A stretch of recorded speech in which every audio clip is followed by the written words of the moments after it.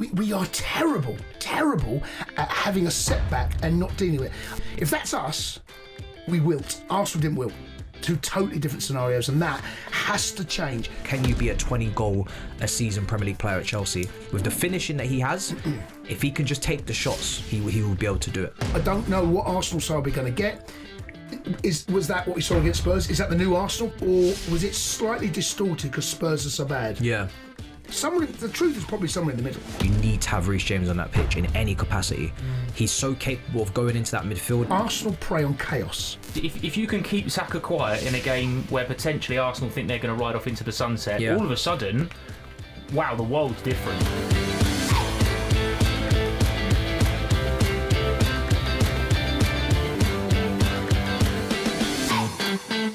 This show is sponsored by BetMGM. Download the app or visit betmgm.co.uk. 18 plus. Gambleaware.org. Please gamble responsibly. Hello and welcome to Inside Chelsea, a show for Chelsea fans by Chelsea fans. My name is Joe Flemons, and I'm delighted to be in the company of two boys that I've spent a lot of time with, mainly actually over videos and stuff with you, Matisse, but in person, the brilliant Matisse and Jason Cundy. Boys, this is it then. Yes, welcome. Thank you very much for having us. Well, not at all, mate. It's always nice to see you. To be honest with you, I think now we just open the door and you're still here. Yeah, absolutely, mate. Thankfully you are here, because off the back of the weekend, I think we'd have all liked to have been somewhere else a little bit, especially when injury time and the board goes up, and hoping to get out of Stamford Bridge with 3 points, but sadly that wasn't to be. No, and you still can't trust this side, I'm afraid. We don't deal with setbacks. I don't know how many times I've said this. We're a team that we get a bloody nose, and as soon as that red card was given, we all felt and feared the same thing. We'll drop deeper, we concede corners, set pieces, and concede a goal. And then we're lucky actually to come away with a point. They had a great chance to win it at the end. How we can, over the last 2 games, Leeds 2-0 up, Burnley 1-0 up, and to come away with just 2 points out of that is incredibly frustrating. I was angry on Saturday, and I felt we were poor throughout the 90 minutes. I felt that Scotty Parker got his tactics right, stayed in the game. We offered very little going forward, very disappointed in us. And then once the red card comes, we suffered. How many times we have red cards this season, right? And every game, barring Arsenal, and that you look back at that performance, every other game we've come away very, very disappointed with our performance. And set piece goal, we play at the weekend. Oh yeah. Set piece FC. So I was angry at the weekend. Actually, I thought that was poor from us. I think that anger's fair, isn't it? I think the difficult thing as well is when you try and look at it objectively, to come away from the last unbeaten in 6 in the league. 3 points off 4th still. The league this season is so unpredictable. We're talking about being in a tussle with Liverpool, probably for 5th place in the end of it. They're horrifically unpredictable as well. Is it important to try and remain objective and go, look, that's a disappointment, things need to be addressed, things need to be worked upon, but more often than not, we're in this situation again. We just have to be in a position where this doesn't happen again and everything's all right. There's an immaturity and a fragile-like nature to the way that we operate on the pitch. Like, we are not good at managing games and managing situations. If we don't capitalise on the dominance, which we saw against other teams this season, where we are free-flowing, we are playing well, we should be putting them to the sword. Manage the game, finish the game strong, make sure that you don't concede. There isn't that art to keeping clean sheets that we've established. I think Sanchez has a bit of it, because you can see him always barking and really shouting every time we concede. Like, he takes pride in the clean sheets. I think he could have got a golden glove if we had been, defending in the manner that we should have. But there's a lot of immaturity across our back line, and you saw it with the players even maybe that came on. You even whether it's the oldest in Tosin, who's unreliable, to the youngsters in Sarr and Hato, and there's just Achimpong. There's not enough know-how. I don't want to say the word experience, because sometimes people get that misconstrued. I think there's players that have played a lot of games. We spoke about before recording. There's players that have got games under their belt that are of the age of 25, 26, 27, but there isn't that know-how. And I don't know if that's because they haven't been taught the way that they need to be taught with the types of characters like the Thiago Silvas around them often enough to really, kind of put them in the right direction, or it's just naivety. I don't know. Fragile's a great word. Naivety too. We are a fragile side, and when we get Leeds at home 2-0 up, I thought it was the best performance under a senior. I thought we were really good. 2-0 up, you should not go on to drop points in that game. But once we conceded that penalty, you watch that side just kind of wilt. We wilted, and you felt it. Felt the stadium felt it. Chelsea fans did, Leeds fans felt it, and the Leeds players felt it, and they got back in. Not they get back into that game, they could have won it. Same thing at the weekend. I go back to Crystal Palace away, right? We conceded that goal late on. They got 10 men. Conceded that goal late on. All of a sudden, what's going on? We are terrible at having a setback and not dealing with it. Arsenal at the weekend against Spurs, right? 1-0 up, setback happens, they give the ball away, Rice gives away, they go 1-1. If that's us, we wilt. Arsenal didn't wilt. Two totally different scenarios, and that has to change. Can we please stop getting red cards as well, by the way? Yeah. Because I said, I might have done the show with Unity, if there's one thing Rossini can do, and it's a very simple thing, keep 11 players on the pitch. Come on, you picked up a booking. Stay out the referee's eyesight. Don't give him a reason to send you off. It doesn't seem to be a problem that we're taking seriously enough, because all season we've been picking up these cards. There's been this ill discipline really from the back end of last season with the Jackson red card against Newcastle, you're right, which almost cost us the Champions League football. And the Club World Cup. Yeah, exactly. And it's just been ongoing constantly since then. And I'm not seeing any sort of urgency, because usually everything's briefed, everything's reported. So if something had happened behind the scenes in regards to this, it would have been publicised. I'm not seeing any urgency at Chelsea. At least from my fan perspective, that is telling me that we're going to iron out these issues properly. Like, it's not taken seriously. Like, it's just unlucky, unfortunate. It's clearly not. It's an ongoing issue for us. So what is that? Like, because it seems like such a simple thing to fix. It is a simple thing to fix. Why has it not been fixed then? That's the $1 million question. This is not a difficult problem to fix. This is really quite simple. Yellow cards happen. Red cards happen in football, right? When you are on a yellow card, you need to tailor your game and challenges according to what card you're on. Now, that challenge that he's put in for Fafana, he's stretching. Look, it's a little unlucky, but you can't say the referee got it. It's not a howler. No, it's right? not. It's not a howler. But you're on a yellow. And I think there needs to be a mindset or a conversation somewhere. And I think with yourself. I've been in that situation where you're on a yellow card. You are so mindful that you cannot get another challenge wrong because you are on a yellow.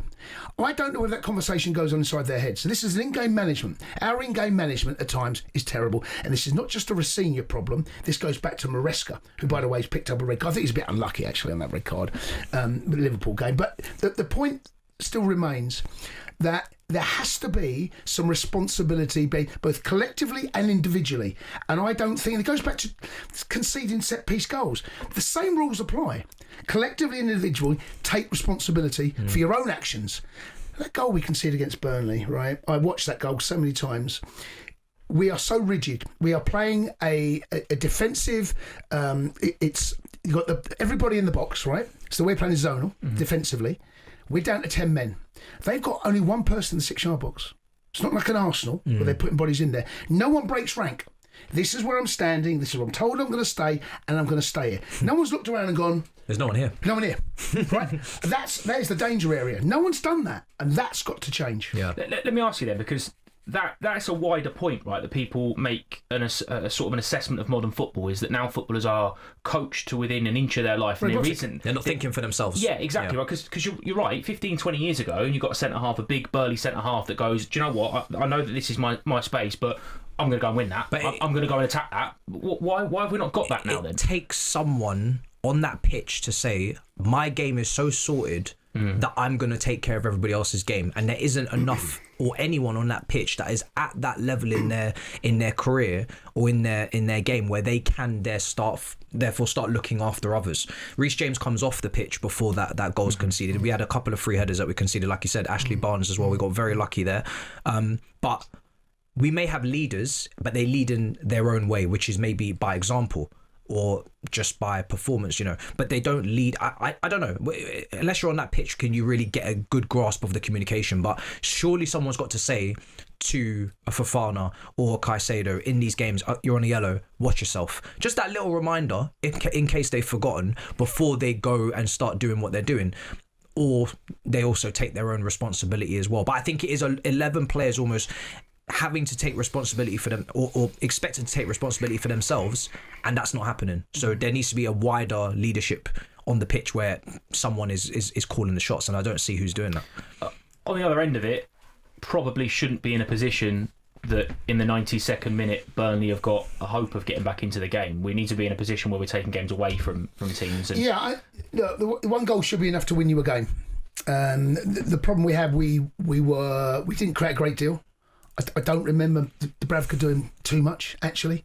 I thought we were pretty tepid. But at 1-0, and it's a brilliant goal, by the way, at 1-0, we never really took the game to the next level. And Burnley, defensively, very well organised. Scotty Parker got it sorted out. The midfield were brilliant. He hung in the game, stayed in the game.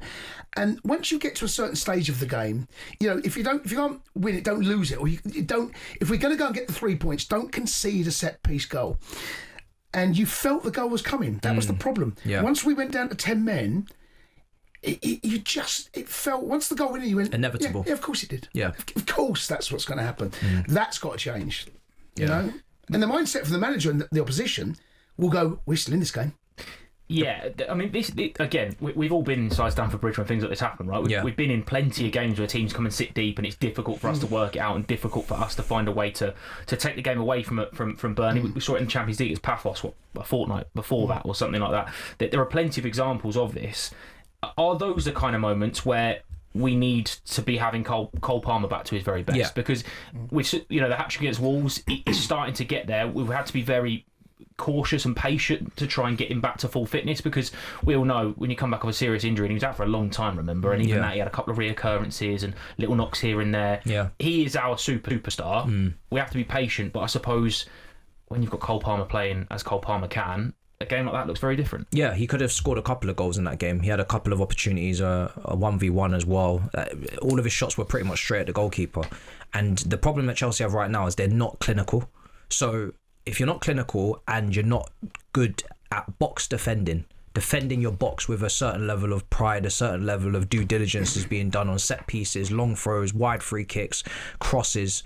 If you put the ball in the box, and it's been going on all season, you can go all the way back to Newcastle, you can go back to, loads of games. We drop points constantly from those situations out wide where the ball comes into the box, and there's a lot of lack of also players taking accountability. This is my ball, I'm going to head this out, I'm going to take control of the situation. Sanchez, it's a blessing in disguise that Sanchez has been as good as he's been, because he's been coming out and claiming a lot of those crosses, not even just punching them, claiming them. Without his kind of improvement this season to the point where he's borderline contesting for Player of the Year, we could be in a lot worse situation, and that is partly because of the centre backs, but also because of the forwards. I think thank goodness Pedro is in good form, but there has to be other contributors in terms of goal scoring, in terms of finishing, ruthless finishing, and I'm not seeing enough players that are picking the corners, wrapping their foot around it and shooting like they mean it at Chelsea. It's too wishy-washy. It's shooting with hope and shooting to shoot. And sometimes it goes in, sometimes it doesn't. But there's no reliability in the technique that I'm seeing. 19 drop points from leading positions this season, 17 at home. Yeah.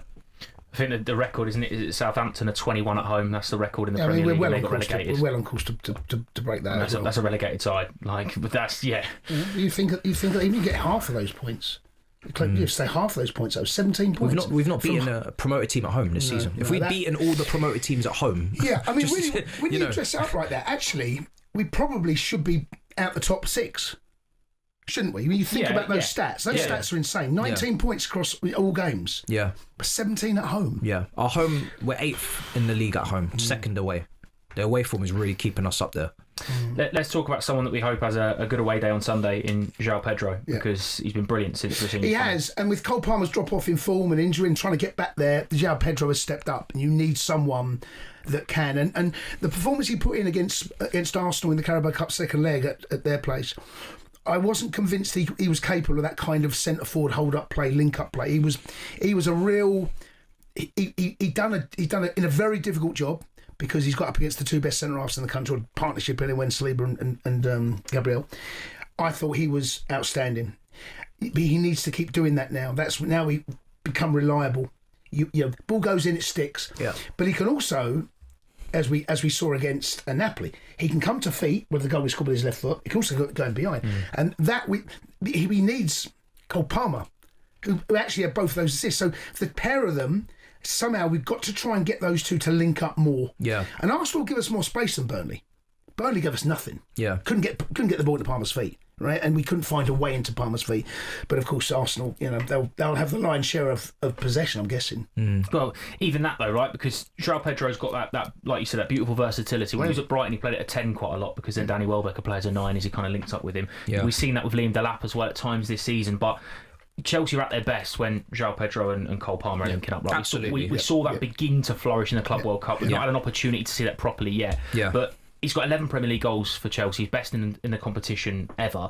He's another one. We talk about potential, and this whole group is a group that we're going to grow with. Yeah. He's the perfect example at the moment of it working, right? Because he's getting better and better and better. Yeah, I mean, he's got some form of experience. He's not coming into his debut Premier League season, his second Premier League. He's been around the block for a while. You can trace his days all the way back to Watford. And a lot of his goals at Brighton were actually from the penalty spot. And he's not taken any penalties for Chelsea. And he's a very good penalty taker. The biggest question was he going to take enough shots? His shot volume was always quite low at Brighton. And since Liam Rossini has come in particular, his shot volume's going higher and higher. He's getting more shots off. And when you look at the variety of his goals, that's what encourages me the most. Because it's right foot, it's left foot, it's near post, it's across, it's header. Like when you go back over I'm sure at the end of the season, you go back through his goals, they're going to be a nice variety there. He's got that left foot shot against Napoli from distance. I haven't seen that since probably Pedro scored from distance for Chelsea. And then you take a look at like the curlers in the Club World Cup where he would cut in and wrap his foot around it. Yeah, the little dink left foot, dink on the weekend. Like really good variety. So if he can keep that going, he is going to be a massive player for us, because the striker market is not great. We were chasing Osimhen. That was never really potentially going to happen with the wage demands that he's got there. But when you look around, there's not a lot of elite level strikers. I mean, Newcastle had to pay 70 odd million for their striker. Now he's playing midfield in midweek against Karabakh. So the striker market is really grim, and if he can step up to be that player that can be depended upon to go for that 20 goals, because that's really the aim, I think. Try and see if you can get 20 this season. Probably not 15 plus. I think is a great start, but can you be a 20 goal a season Premier League player at Chelsea with the finishing that he has? If he can just take the shots, he will be able to do it. Yeah. Cole Palmer's going to be key to that for me. I think Cole. Yeah, if we get the best of Cole between now and the end of the season, João Pedro will benefit. But that relationship has really got to blossom. Yeah, it's difficult, isn't it? Right, because as a Chelsea fan, you can kind of go through ups and downs in the season. We all know that there's this really strange sort of thing that happens around Christmas time, where Chelsea all of a sudden have a little bit of a colder spell. And it's been going on for generations. Right, you speak to every Chelsea fan that you could meet at Stamford Bridge, whether they're 15 or 50 or 85, they'll tell you, always around Christmas. When it gets to February and things like the Champions League draw start coming out, you go, this is Chelsea Football Club. we could, right? We've got either we're recording this literally hours before the draw happens. We've got either Newcastle or PSG in the next round. Both of those, obviously, we know very well. PSG from the Club World Cup in the summer, a little bit of a different animal now, because a lot of their younger players that were tired, and whether they took it as seriously as maybe we'd have liked to have seen. In the final, they did. We absolutely run all over them. Newcastle, depends what Newcastle you're going to get, doesn't it? Either of those teams are going to be a test for us, Jace. Yeah. You'd fancy either, though, right? Well, this PSG side is not the PSG side I saw 13, 14 months ago. They took a while to a bit of a slow burner last year. When they got to this kind of stage, because they were in the playoffs last year as well. Yeah. People kind of forget that. They got beat 1-0 away at Arsenal, and I watched that game, and Arsenal were so much better than them. They're running for the back end of that season. They were the best side, but they won it. Not with the best side doesn't always win the Champions League, but the best side won it that last year. Yeah. I watched them last night. They're not great. This is not the PSG that we saw, but they can grow and develop as we saw last year. Obviously, if you gave me a choice, I'd take Newcastle, because you don't know what Newcastle you're going to get. But then it turns into, I think, of a flip of a coin. I would say, though, Jace, right? I agree with you, but European nights at St James's Park recently, we've seen how much of an impact that can have. And PSG, it's the old boxing analogy, isn't it? They've reached the top of the mountain now. They've done it. They've finished that. Is there that same hunger, that same desire? Probably. And is that Club World Cup affecting them as well? The fatigue. Yeah, exactly. Because it's the old adage, isn't it, that everybody talks about, but their league not being as competitive. It's a little bit more competitive this season, actually. There's enough teams that are knocking each other about. Right, but there is that. Newcastle, this is going to be all eggs in that basket. If Newcastle can have a Champions League run, all of a sudden there's not those question marks about, is Eddie Howe the right person to carry this on? Is the project still, is it stalling a little bit? If Newcastle make a quarter-final or a semi-final of a Champions League, my goodness, what a knock on that has. Yeah, I think the big thing in our favour is that you don't want to come to Stamford Bridge second leg either. No. And that's where it's going to be. So if we can going away to the Parc des Princes or going to St James's Park, I think is just equally as daunting, because I think, both sets of fans can definitely create some sort of cauldron. There's definitely big ultras in the PSG, fan base that can create an atmosphere. So I wouldn't look at any of those away games and think, I can't wait for that. But you're bringing them to Stamford Bridge. And the key is, for me, is Liam Rossini. I have not seen him at this level. I've not seen him against big teams, big coaches, big matches. We saw a little glimpse of it, Arsenal, over the 2 legs in the Carabao Cup semi-final. A lot of people were questioning that second leg in terms of the tactics, the system. Liam Delap playing on the right wing. How much experimentation are you going to do in these massive matches? Are you able to really outthink Luis Enrique, for instance, when you go toe-to-toe? Of course, he's come from Strasbourg. He's gone up against PSG. He's gone up against Luis Enrique. But that narrative changes when you're Chelsea. That approach changes. You're now expected to perform, to deliver. You're no longer the smaller club coming in and just kind of have to compete. So the pressure and the stakes are a lot higher. But I would be excited, because Chelsea, when they can put their strongest 11 out on that pitch and scrap the old discipline, technically this team can compete. Mentally, that's a different challenge for them, but I think technically our midfield can go up against some of the best midfields in the world. I think João Pedro, Cole Palmer, if they're on song, they can certainly go up against any defence. And we've got Reece James, Cucurella. I think that is quite solid, and Sanchez as well, quite a good base in terms of the form. It's just centre back for me. That combination at centre back needs to be figured out as soon as possible before we get to these games. It's also, we've all seen Chelsea teams in the past that have had chaotic seasons, and then you've appeared in the Champions League final. Yeah, I know, yeah. They're one-off games, right? They're just one-off knockout games. This is one of those. Nobody in this room, as deluded as a Chelsea fan as we can all be at times, nobody would genuinely be surprised if we're sat here on May 30th. And, well, look, we've seen it before, and the 2 times that we've done it, we've had an interim manager come in halfway through the season. Yeah. Here we go again, right? We've been down this path. We've worn these shoes. We know what it feels like to tread this. But every season is different. Out of the 2 teams, I don't think there's a great deal of difference. If I get PSG, fine. Get Newcastle, fine. Got to get one of them. Yeah. Get on with it. Get on with it. Matisse is right. The second leg at home, that's a bonus. The away leg is going to be really interesting. How does Liam approach that? Because you mentioned about haven't really seen at this level. The only time I can really say that is Napoli away, 2-1 down, and makes the subs, and all of a sudden we come to life. Yeah. So that's probably his finest moment so far as a Chelsea manager. Absolutely. Going away, haven't been beat for like 13 months at home. We go there. Antonio Conte as well. There was a lot going on that. And I talk about us not dealing with setbacks. That we dealt with that. 1-0 up, 2-1 down, and we managed to come back and win it 3-2. That was a big moment for him. But the over 2 legs things are slightly different. He had to roll the dice. We had to win that game. What does he do? How does he approach the game? It's not a must-win game, but it's go there and compete.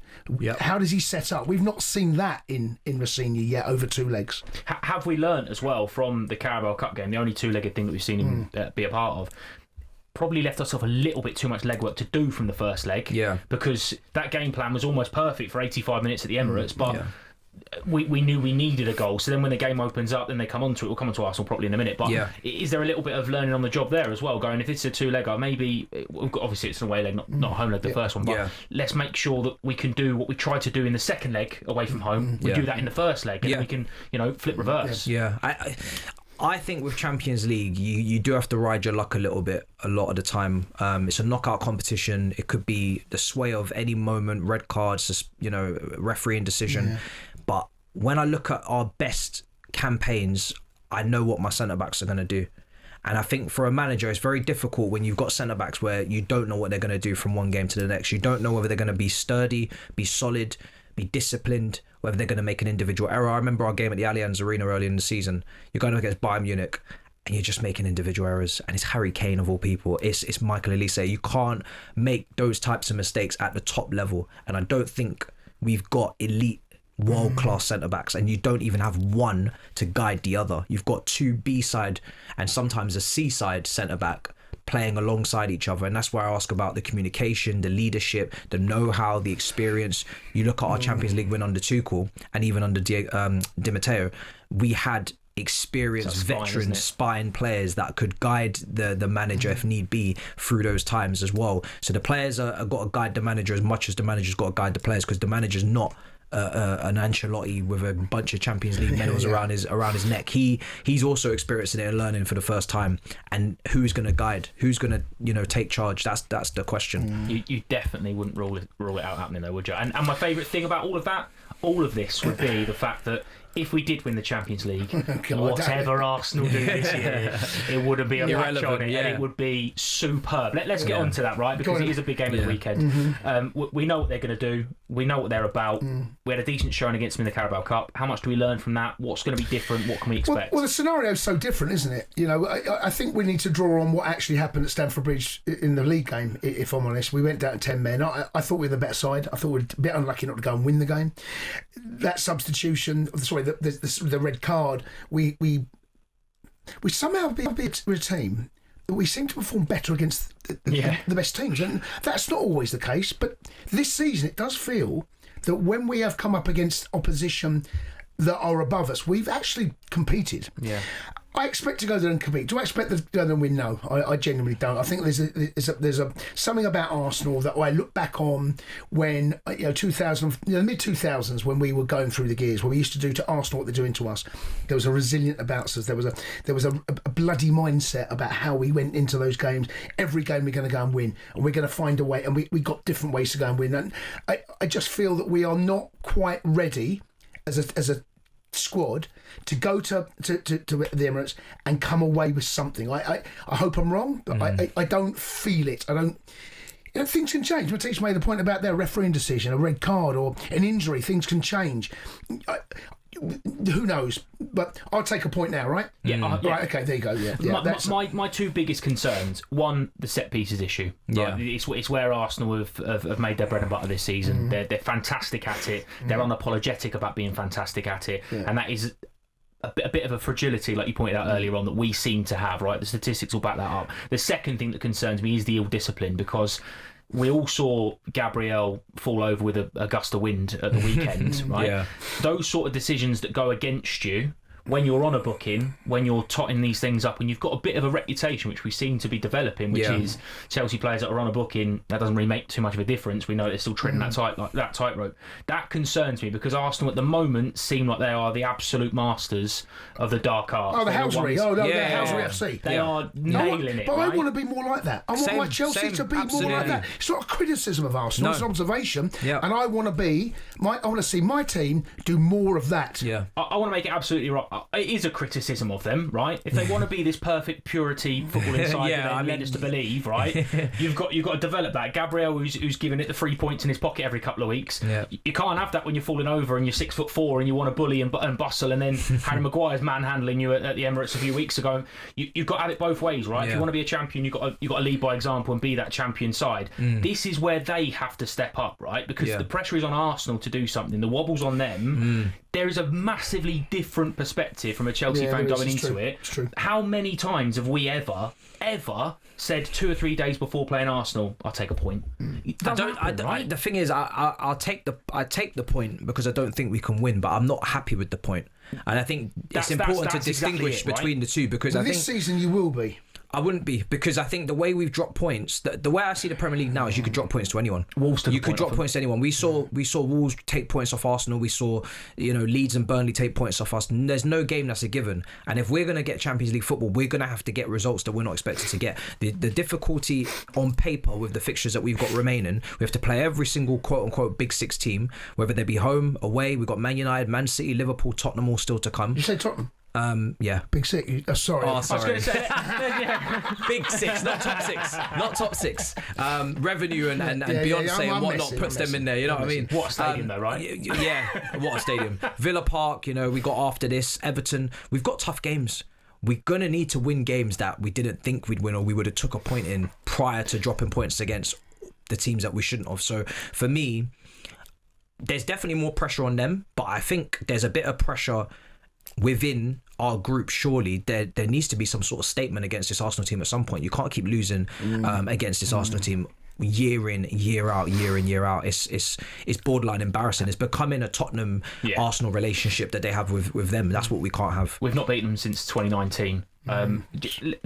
You are right, okay, about taking a point. I know we're being sort of jovial. Of course you take a point. But if you actually do look at it, right, they dropped points against Wolves, who could be the worst Premier League team in history. Yep.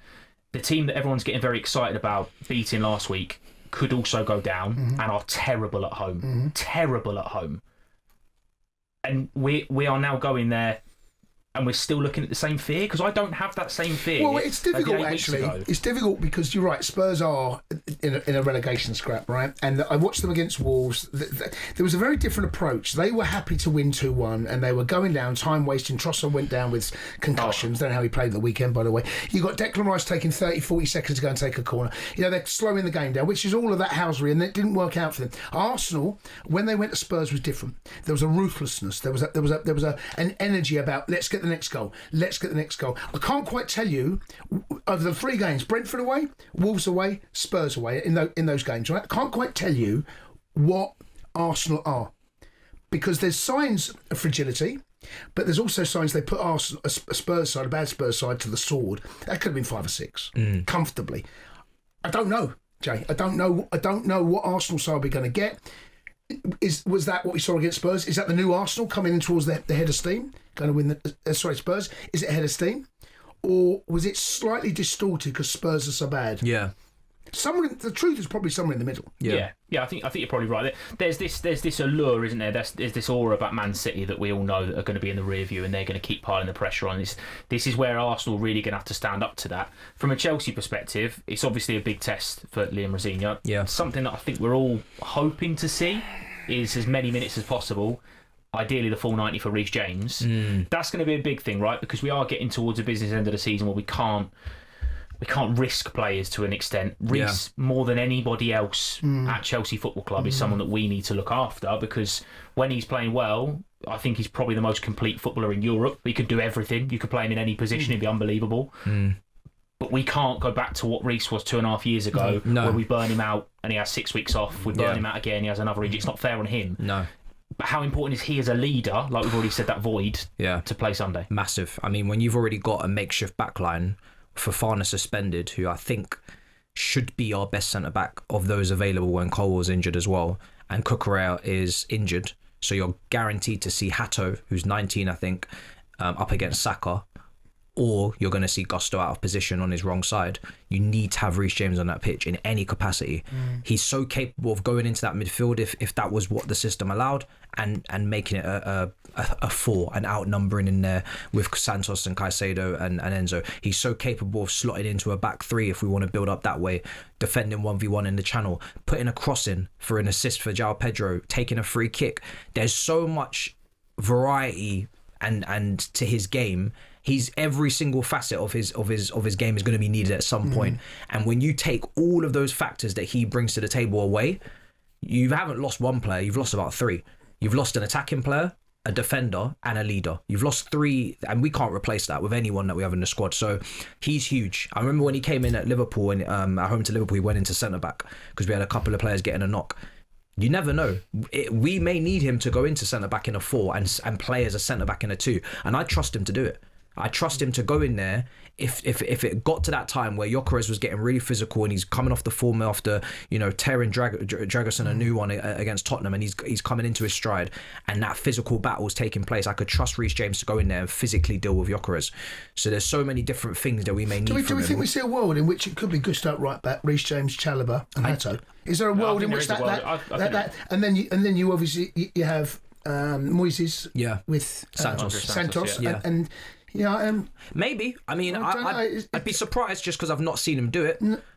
He did play in a 4 this season. He hasn't. Liverpool started in a 4. I don't think he started in a 4. He played. I think he played left side centre back against Newcastle in a 3. And he's played in the 4 when we had injuries and players coming off and not for Liverpool. I don't think he started in the 4. I can remember. He's played in midfield a lot, of course, as well. Suspension. I wonder whether he might consider that. Because Sar's inexperienced at this level. I've been quite impressed with Sar, though, to be fair. It was the one game against Hull City, wasn't it? Obviously, and then played there in the league game, but it would be a risk.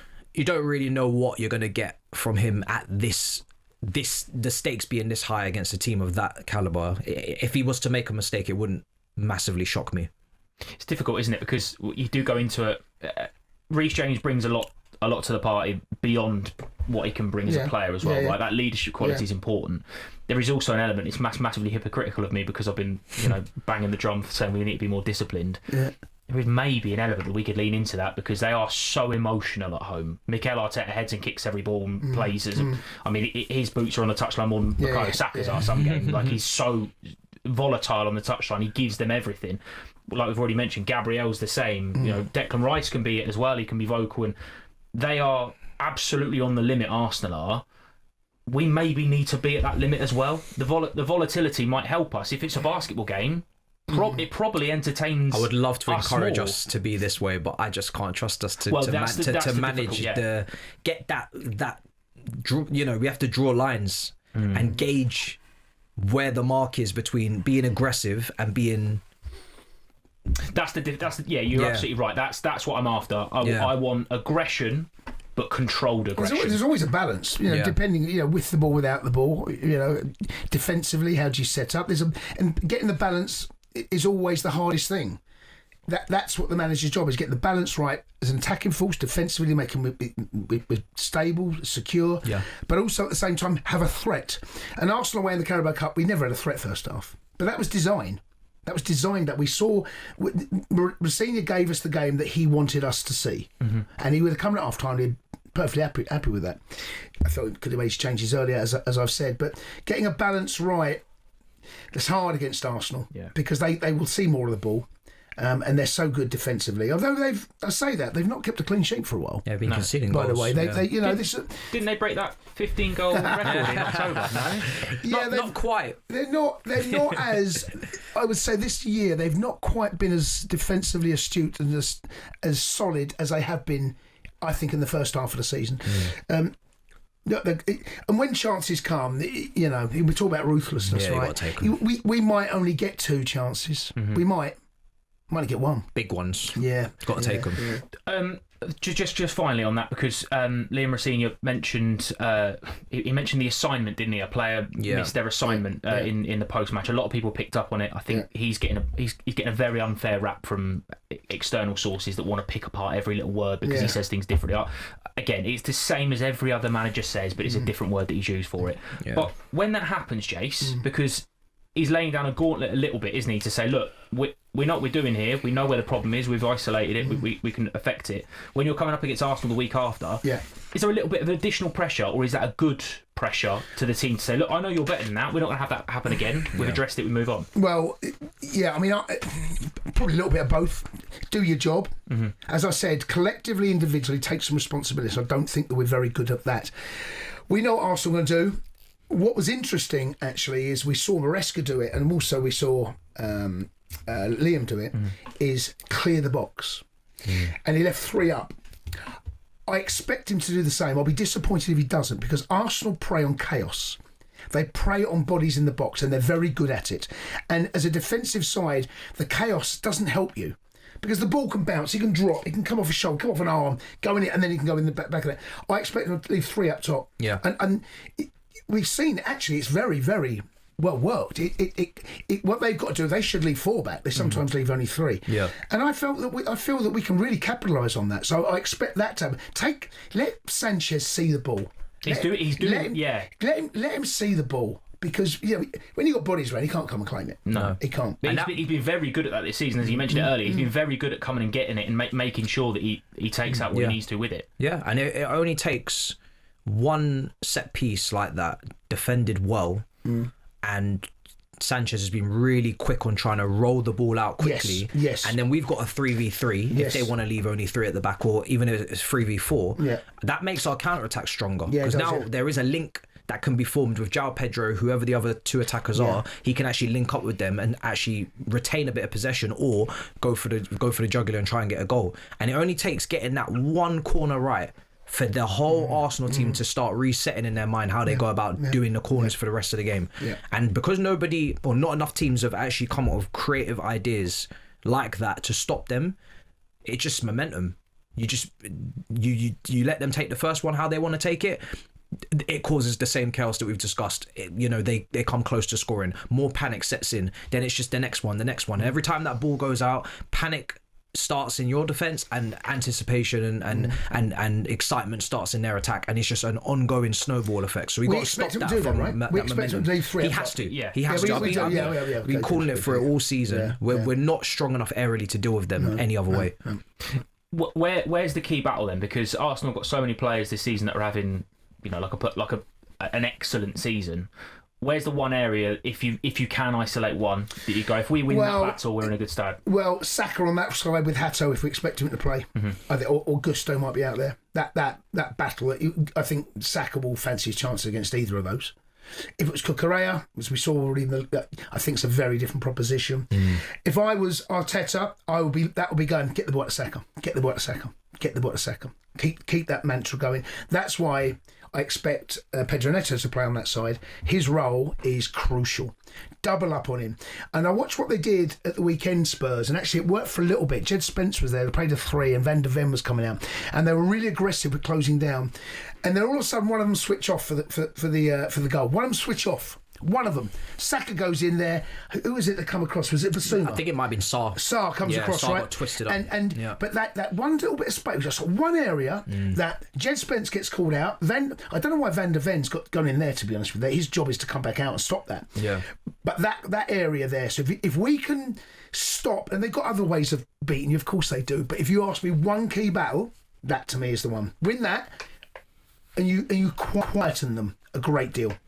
Is there a little bit of that noise as well from Liam Rosenior to go to Joel Hato, if it is him that we think will start, to say, this is your moment, right? This is if you can keep Saka quiet in a game where potentially Arsenal think they're going to ride off into the sunset and start the trophy parade at some point, if you can stop him playing, if you can get us over the line, all of a sudden, wow, the world's different. Yeah. It's a two-man job, though. It's definitely a two-man job. You do not want to see 1v1 with Saka against anyone. No. Hato, hasn't been in the Premier League long. That is a two-man job. I agree. And whether it's going to be Santos that comes across to help him, if Pedro can't get back, Pedro Neto understands and enjoys that part of the game. Yeah. He is going to be key. The pair of them. 1v1, I fear. I can definitely see a world where he goes to a back 3 or 5 mindset, and he has Hato supported by Neto as a wing back, and Gusto supported by James as a wing back. Because of the injuries at wing, there's no Gittins. Garnacho doesn't play many games, and Estevar's a doubt. I could easily see him going into some sort of back 3 for this game, and using Gusto and Neto as wing backs and going down that road. But we need to have an attacking threat. We need to have an attacking impetus about us, and some way for João Pedro to not be isolated in this game, and that heavily depends on Enzo Fernandez and Cole Palmer. Because that energy that Gusto brings you is something that Enzo Maresca lent into quite a lot. We saw him play midfield in some big games as well. So I suppose there is a world that maybe he's someone. Well, I think Santos was shamefully underused under Maresca. Yeah. And I think we're now starting to see, obviously, the relationship we had with Liam when he was out in Strasbourg. That you can see that he trusts him. So that I don't expect Gusto to play in there. But if we do decide to play that wing back scenario, and we are tight and we are narrow, the roles of the two midfielders are going to be absolutely crucial. We need to stop gaps, because Arsenal are very good at moving the ball and finding space in areas where, even when it's tight, they manage to still look threatening. But I go back to the point I was making. We have to have an attacking threat. We cannot do that for 90 minutes. It's impossible against Arsenal. Right, let's get to it then, boys. Now it's time for our Bet Builder with BetMGM. Remember, you can download the app or head to betmgm.co.uk for this one. Right, boys, let's start with Matisse. What are you going to go for, mate? This has something to do with our ill discipline. I'm not going to lie to you. We have a lot of cards that we like to collect. And Arsenal, like you said, Jace, they're under a lot of pressure for the title run in, and they'll probably lose their heads a little bit as well if the Emirates pressure kind of get into them. So I've gone for over 5.5 cards in the game. Okay, I love that, Jace. What you have? That's a safe bet. I genuinely do. I think mine's a safe. By the way, over 9.5 corners. Arsenal play for corners. Arsenal love their corners. I expect us to win a fair share as well, but yeah, over 9.5 corners in the game. Okay, I was hoping to try and find something about 84 plus seconds to take a throw in or to wander over and a ball boy take it and throw it into the back end.